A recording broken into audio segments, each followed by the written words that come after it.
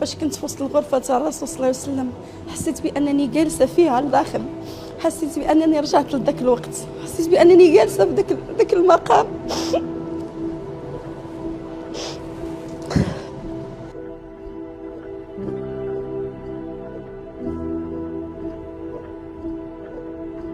أول مرة عرفت بأن هذيك هي بيت الرسول صلى الله عليه وسلم، أحسن حاجة شفت اليوم ما عمري ما شفتها في حياتي.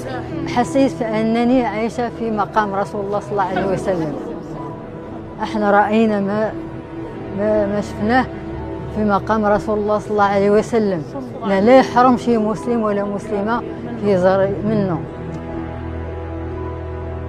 ما عرفش اوصف، حسيت وكأنني في عهد رسول الله صلى الله عليه وسلم.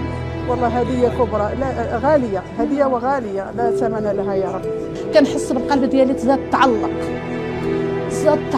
وكل داخل في القلب ديالي. والحمد لله الحمد لله الحمد لله. استشعرت تواضع، استشعرت كيف كان يعيش رسول الله صلى الله عليه وسلم، كيف حياته، كيف أكله، كيف عيشه، والرحمة والعطف والمودة بين الزوجات ديالو، وكيف كان كيشرب وكيف كان كيعيش.